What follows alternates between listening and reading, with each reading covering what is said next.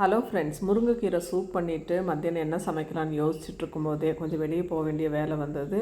புதினாவை cut பண்ணி தண்ணியில் போட்டு நல்லா அலசி எடுத்துகிட்டு ஒரு குக்கரில் எண்ணெய் ஊற்றி கடுகு பொரிஞ்சது, வெங்காயம், தக்காளி, பச்சை மிளகா, புதினா எல்லாம் போட்டு நல்லா மிக்ஸ் பண்ணி விட்டுட்டு அரிசி உப்பு கலந்து விட்டு தண்ணி ஊற்றி மூடி வச்சிட்டோம்னா சாப்பாடு ரெடி ஆயிரும். இடையில அப்படியே ஒரு காஃபி போட்டு குடிச்சிட்டு இதுக்கு சைட் டிஷ்ஷாக 2 முட்டையை அடித்து ஒரு பேனில் ஊற்றி விட்டுட்டு கொஞ்சமாக மிளகாப்பொடி உப்பு அப்படியே தூவி விட்டு தேங்காய் கொஞ்சம் பரவலாக ஊற்றி விட்டுட்டோம்னா டேஸ்ட்டான ஆம்லெட் ரெடி ஆயிடுச்சு.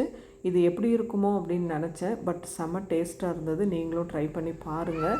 நல்லா திருப்பி போட்டு முட்டை வெந்த உடனே திரும்பவும் தேவைப்பட்டுச்சுன்னா மிளகாய் பொடியும் உப்பும் தூவி எடுத்திங்கன்னா ஆம்லெட் ரெடி ஆயிரும்.